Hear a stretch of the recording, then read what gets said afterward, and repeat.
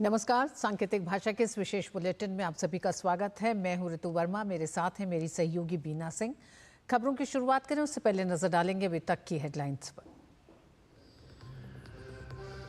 प्रधानमंत्री ने भागलपुर में पीएम किसान सम्मान निधि की 19वीं किस्त की जारी। 22,000 करोड़ रुपए से अधिक की राशि 9 करोड़ 80 लाख से अधिक किसानों को सीधे ट्रांसफर। कहा, किसानों के हक का किसी को खाने नहीं देंगे।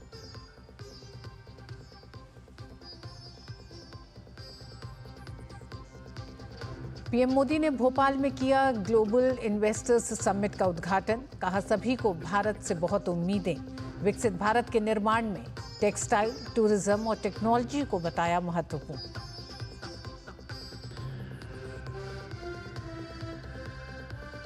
प्रधानमंत्री आज शाम को गुवाहाटी में झूमर नृत्य के कार्यक्रम में होंगे शामिल। 8,500 से अधिक कलाकार प्रस्तुत करेंगे झूमर नृत्य। पीएम कल एडवांटेज असम 2.0 शिखर सम्मेलन का करेंगे उद्घाटन।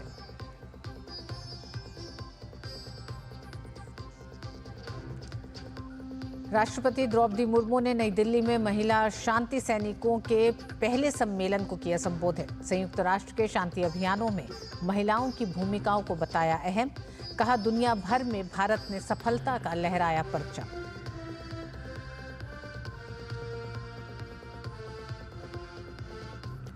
और भाजपा विधायक विजेंद्र गुप्ता सर्वसम्मति से चुने गए दिल्ली विधानसभा के अध्यक्ष। नवनिर्वाचित सभी विधायकों को दिलाई गई शपथ। कल पेश होगी कैग की रिपोर्ट।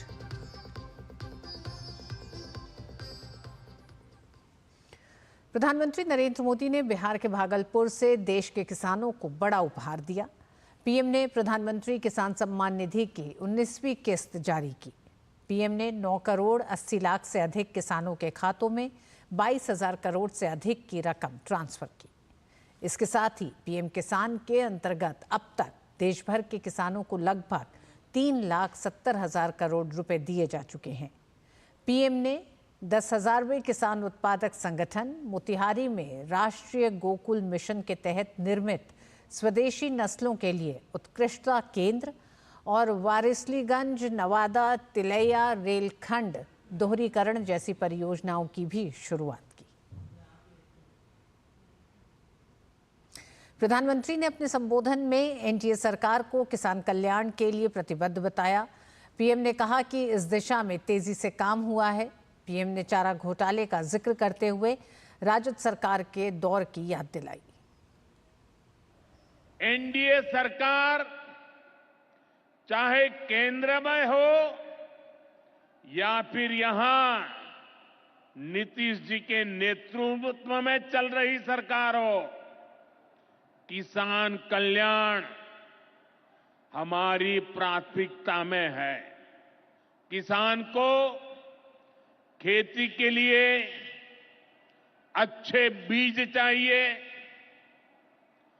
पर्याप्त और सस्ती खाद चाहिए, किसानों को सिंचाई की सुविधा चाहिए, पशुओं का बीमारी से बचाव चाहिए और आपदा के समय नुकसान से सुरक्षा चाहिए। पहले इन सभी पहलुओं को लेकर किसान संकट से घिरा रहता था। जो लोग पशुओं का चारा खा सकते हैं, वो इन स्थितियों को कभी भी नहीं बदल सकते। पीएम ने किसानों को सस्ते दामों पर खाद उपलब्ध कराने का जिक्र किया। पीएम ने कहा कि सरकार किसान की हर जरूरत पूरा करने के लिए लगातार कदम उठा रही है। पीएम ने कहा कि किसानों को उनका हक बिना किसी कट कमीशन के मिल रहा है। एनडीए सरकार न होती तो आपको पीएम किसान सम्मान निधि ये भी नहीं मिलती। इस योजना को शुरू हुए अभी करीब 6 साल हुए हैं। अभी तक लगभग 70,000 करोड़ रुपए सीधे किसानों के खाते में पहुंच चुके हैं। बीच में कोई बिचौलिया नहीं, कोई कटकी कंपनी नहीं। 1 रुपया दिल्ली से निकले 100 पैसा सीधा पहुंचता है। ये आप जैसे छोटे किसान हैं जिनको पहले सरकार की योजनाओं का पूरा लाभ नहीं मिल पाता था।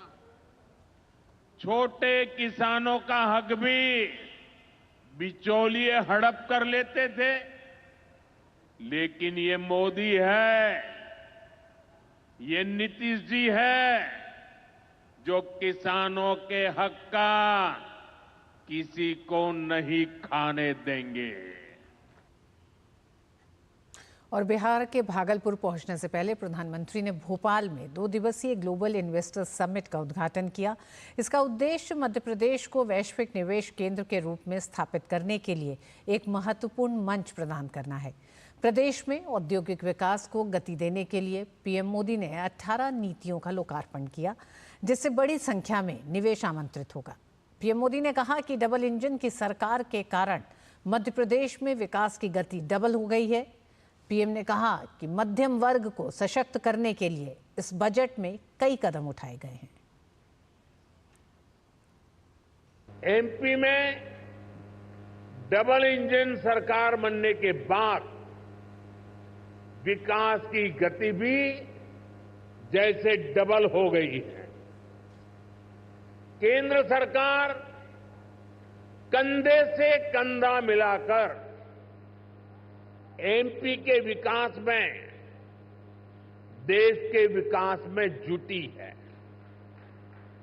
चुनाव के समय मैंने कहा था कि अपने तीसरे टर्म में हम 3 गुना तेजी से काम करेंगे। ये स्पीड हम साल 2025 के पहले 50 दिनों में भी देख रहे हैं। इसी महीने हमारा बजट आया है।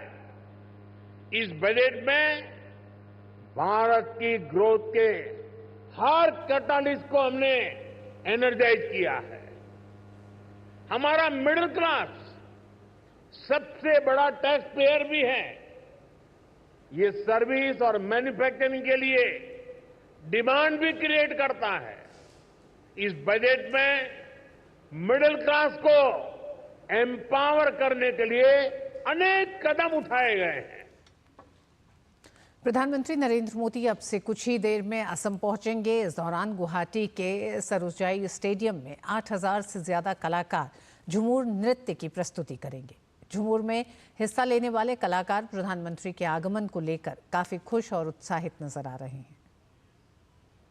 हम अभी सरोजाई स्टेडियम में हैं और शाम को यहाँ पर आज 10,000 लगभग कलाकार झूमर बिनिंदनी डांस को परफॉर्म करने वाले हैं। आसाम की चाय जनजातीय की सांस्कृतिक धरोहर आप देख रहे हैं, मंच तैयार हो रहा है। धीरे धीरे कलाकारों का जोश बढ़ रहा है और यही वो मंच है सामने जहां पर आकर के प्रधानमंत्री बैठेंगे और इन कलाकारों का नृत्य देखेंगे। साथ ही साथ मैं आपको ये भी दिखाना चाहूँगी, अब देखिए दर्शक और कलाकार दोनों का ही जोश लगातार बढ़ रहा है। जैसे जैसे समय घट रहा है, नज़दीक आ रही है शाम, वैसे वैसे कलाकारों का जोश और दर्शकों का जोश और संख्या बढ़ती जा रही है।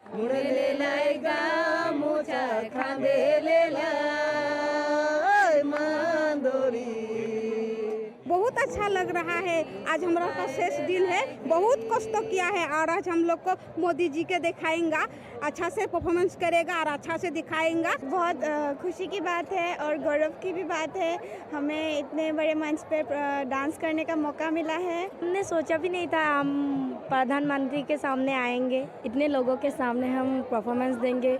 आज वर्ल्ड रिकॉर्ड का दिन है, हम मोदी जी के सामने बहुत अच्छा फील लग रहा है हमको। इतना अच्छा लग रहा है, इतना अच्छा क्या बोलूँगी। हम हमारा प्रधानमंत्री मोदी जी का सबसे मेरा नमस्ते दे रही हूँ। वो हमको इतना प्रेम किया है, जो हम लोग का सारा बागान से हम लोग को बुलाया है। जितना बागान का लड़की सब लोग आया हुआ है। मैं तो बागान का एक श्रमिक हूँ, चाय पत्ती तोड़ती हूँ। चाय पत्ती तोड़ के भी अजी हम खुशी से हम कितना मतलब झूम उठी हूँ। देखो हमको कितना अच्छा लग रहा है। मेरा मोदी को बहुत बहुत मेरा प्रणाम दे रही हूँ। जय जोहार, जय आदिवासी। हम लोगों को मतलब बहुत अच्छा लग रहा है यहाँ पे आके, क्योंकि इतना सारा आदिवासी नॉर्थ ईस्ट के सभी जगह के मतलब सभी लोग आए हैं, सभी बहनों से मिल रहे हैं। बहुत अच्छा लग रहा है और इतना सारा सुविधा देने के लिए हम हमारे असम सरकार से सबके मामा हिमंत मामा को धन्यवाद करते हैं। उसके बाद प्रधानमंत्री जी आएंगे, उसके सामने हम अपना कल्चर का जो डांस रिप्रेजेंट करेंगे। जो चाय जनजाति का जो डांस है मतलब ये पूरी मतलब विश्व में प्रसिद्ध होगा मैम, इसलिए मतलब हम लोग बहुत ही खुश हैं। सरकार जो कर रहा है हमारा आदिवासी का जो कल्चर है झूमर और दुनिया का सामने लाने के लिए जो कोशिश है, प्रयास है, वो उसके लिए हम बहुत धन्यवाद कहना चाहूँगा। मानकटा चाय बागान से आया है। हम लोग का मतलब इतना गर्व का महसूस हो रहा है कि हम लोग का जो झूमर का है वो विश्व दरबार में स्थान लेने जा रहा है।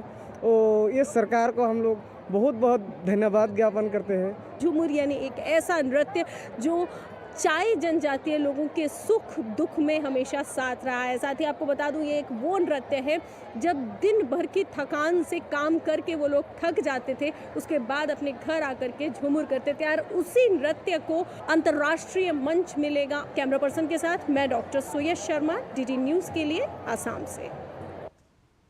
प्रधानमंत्री नरेंद्र मोदी असम के 2 दिवसीय दौरे पर गुवाहाटी पहुंच रहे हैं। मंगलवार को पीएम मोदी एडवांटेज असम 2.0 निवेश और बुनियादी ढांचा शिखर सम्मेलन का उद्घाटन करेंगे। शिखर सम्मेलन से ठीक पहले राज्य सरकार ने 1,22,000 करोड़ रुपए की निवेश प्रस्ताव को कैबिनेट की मंजूरी दे दी है। भारत में पूर्वोत्तर राज्यों की शान और साउथ ईस्ट एशिया का गेटवे कहे जाने वाले असम के लिए मौका बहुत खास है। यह मौका है एडवांटेज असम 2.0 का। इस ऐतिहासिक कार्यक्रम के दौरान असम को पूरी दुनिया तक अपनी विरासत और अपने विकास की कहानी को पहुंचाने का मौका मिलेगा। दरअसल पूरी दुनिया की निगाहें असम की ओर खास तौर पर लगी हुई हैं, क्योंकि असम को साउथ ईस्ट एशिया का गेटवे कहा जाता है, जो 840 अरब डॉलर के बड़े बाजार के अवसर खोलता है। बीते एक दशक में राज्य की औसत विकास दर 12.6% की रही है। साल 2023-24 में तो राज्य की 19% विकास दर ने सभी को चौंका दिया। राज्य में 65 औद्योगिक स्टेट और सेक्टोरल पार्क हैं। 180 किलोमीटर औद्योगिक गलियारा निवेशकों को आकर्षक विकल्प देता है। UK, UAE, Japan, South Korea, Malaysia, Thailand और सिंगापुर समिट के पार्टनर कंट्री हैं। Philippines, Iceland, Austria, Republic of Korea समेत 14 और देशों के प्रतिनिधि भी आ रहे हैं। अमेरिका, यूएई, न्यूजीलैंड, ताइपे के बिजनेस चैम्बर्स के अलावा विश्व बैंक, एडीबी, ईयू और एनडीबी भी सम्मेलन का हिस्सा होंगे। एडवांटेज असम 2.0 में अब तक 7,000 से ज्यादा पंजीकरण हो चुके हैं। करीब 3 लाख स्क्वायर फीट एरिया में ब्रह्मपुत्र, बराक, कोपली, मानस, धानसीरी नदियों के नाम से हॉल्स बनाए गए हैं। शिखर सम्मेलन से ठीक पहले Assam startup and innovation policy 2025, arrow space and defence manufacturing policy 2025 को मंजूरी दी गई है। जैव प्रौद्योगिकी ने 2022-2027 के संशोधन को मंजूरी दी है। डायनेमिक शॉर्ट करियर प्रोग्रेशन योजना 2025 की शुरुआत की गई है। इलेक्ट्रॉनिक्स और मैन्युफैक्चरिंग की बात करें तो टाटा ने जो सेमीकंडक्टर का प्लांट लगाने का यहाँ पर निर्णय लिया है, उससे राज्य की पूरी दशा और दिशा बदलने जा रहे हैं। निवेशकों के मन में एक बड़ा विश्वास पैदा हुआ है। Fragrance and flavours, food and beverages, mobility and logistics, renewable energy, hydrocarbons and tourism, खासतौर पर ग्रीन टूरिज्म एक बहुत बड़ा फोकस है। तो आप ये समझें कि इतने बड़े रजिस्ट्रेशन के साथ साथ ये जो एडवांटेज आसाम 2.0 है पूरी तरह से तैयार है निवेशकों तक अपनी विकास की कहानी को पहुंचाने का। विरासत की कहानी भी पहुंचाई जाएगी, विकास की कहानी भी पहुंचाई जाएगी। अब तक एडवांटेज असम 2.0 के शिखर सम्मेलन के लिए 350 बैठकें तय हो चुकी हैं। 88,000 स्क्वायर फीट में 150 उद्योग असम से हैं, जिसमें Tata, HUL, IOCL, ONGC, Vedanta, गेल, BCCL शामिल हैं। 1000 स्क्वायर फीट में पारंपरिक उद्योगों जैसे ODOP, GI टैग स्पेशलिटीज का प्रदर्शन किया जा रहा है। राज्य ने ईज ऑफ डूइंग बिजनेस के 2.5 लाख कारोबारियों को मंजूरी दे दी है। कैमरा पर्सन पीयूष वर्धन के साथ अजय मिश्र, DD न्यूज, गुवाहाटी। और बुलेटिन में वक्त एक छोटे से ब्रेक का।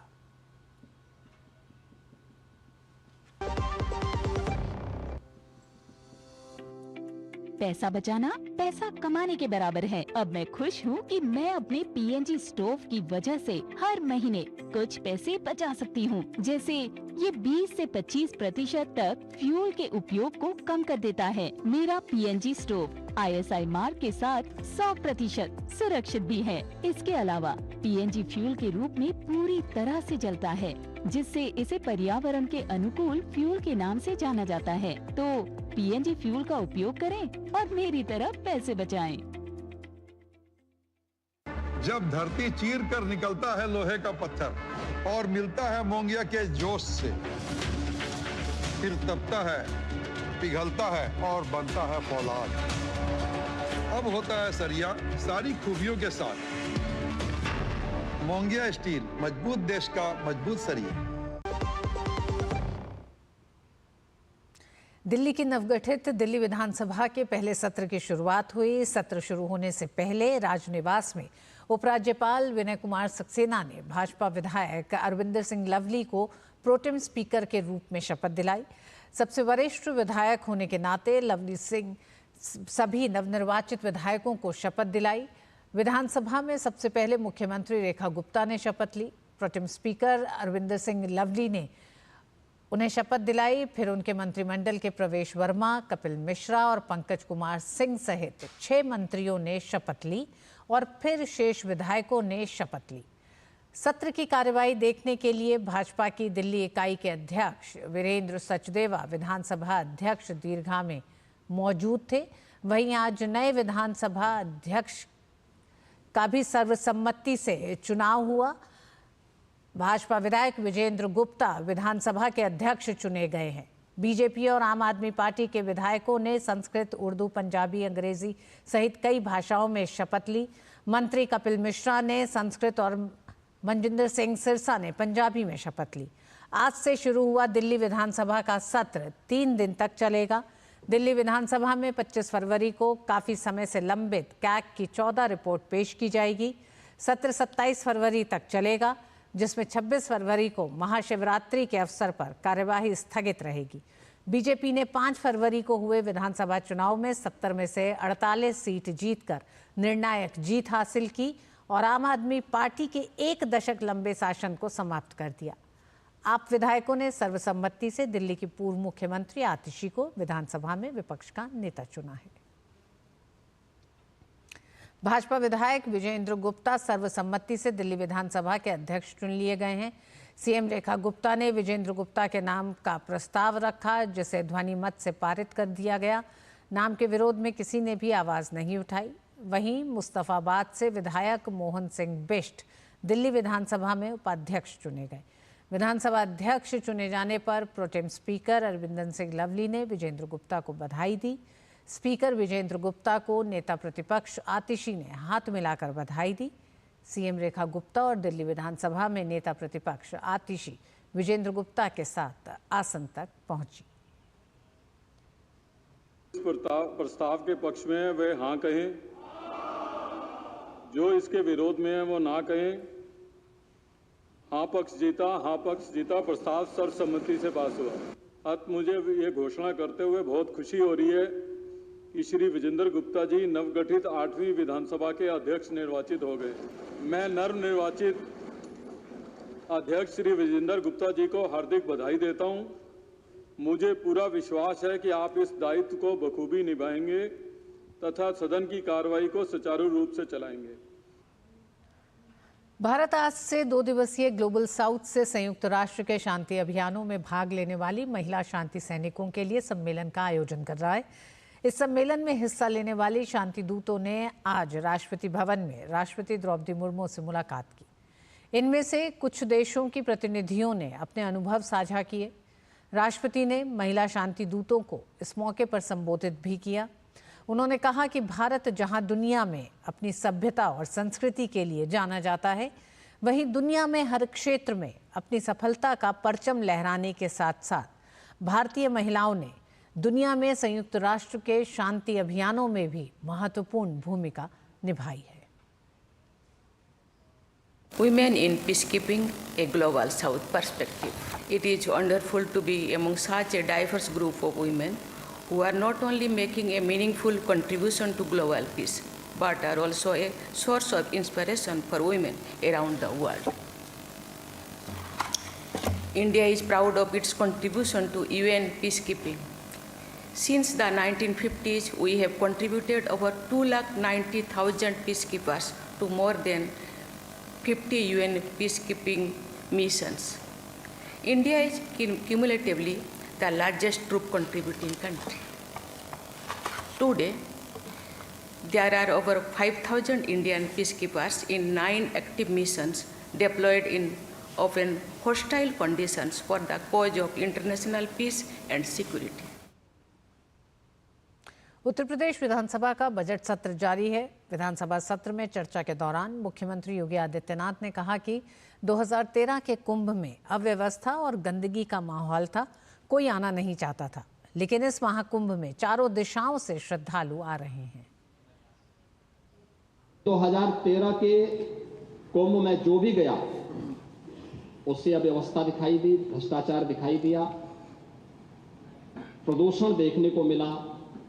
गंगा यमुना की मां सरस्वती की त्रिवेणी में स्नान करने लायक जल नहीं था और मॉरिशस के प्रधानमंत्री उसके उदाहरण हैं, जिन्होंने स्नान करने से ही इनकार कर दिया था।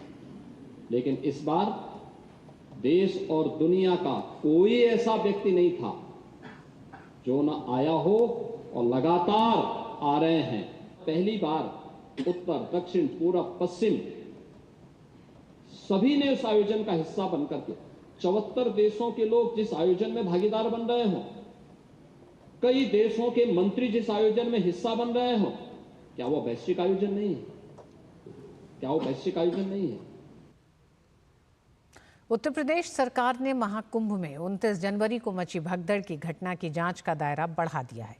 राज्य सरकार की ओर से गठित न्यायिक आयोग अब जन धन की हानि की भी जांच करेगी। साथ ही भगदड़ के दौरान जान माल की हानि के बारे में मेला प्रशासन, जिला प्रशासन और स्वास्थ्य सेवा प्रशासन के बीच समन्वय का भी पता लगाएगी। इससे पहले इलाहाबाद हाईकोर्ट के पूर्व न्यायाधीश जस्टिस हर्ष कुमार की अध्यक्षता वाली 3 सदस्यीय जांच आयोग को घटना कैसे घटी और भविष्य में ऐसी घटना न घटे, इस पर रिपोर्ट देने का निर्देश दिया गया था। आयोग का कार्यकाल भी 1 महीने के लिए बढ़ा दिया गया है। रक्षा मंत्री राजनाथ सिंह IIT मंडी के 16वें स्थापना दिवस समारोह में शामिल हुए। उन्होंने भारत की प्रौद्योगिकी के क्षेत्र में अभूतपूर्व प्रगति पर जोर दिया। उन्होंने कहा कि भारत दुनिया के सबसे बड़े स्टार्टअप इकोसिस्टम के रूप में तेजी से उभर रहा है और पूरी दुनिया इस प्रगति को सराह रही है। आज पूरी दुनिया टेक्नोलॉजिकल डेवलपमेंट में भारत के इम्पोर्टेंस और कंट्रीब्यूशन को एक्नॉलेज कर रही है। 1.25 लाख से अधिक स्टार्टअप और 110 के लगभग यूनिकॉर्न के साथ भारत विश्व के तीसरे सबसे बड़े स्टार्टअप इकोसिस्टम के रूप में इमर्ज होकर विश्व के पटल पर आए। मित्रों, फिनटेक से लेकर ई कॉमर्स और एडटेक से लेकर क्लीन टेक तक भारत के टेक एंटरप्रेन्योर्स ने न सिर्फ भारत बल्कि पूरे विश्व के टेक्नोलॉजिकल पैराडाइम को एक शेप देने का काम कर रहा है। और इसी के साथ इस बुलेटिन में बस इतना ही। मुझे और बीना सिंह को दीजिए अनुमति। नमस्कार।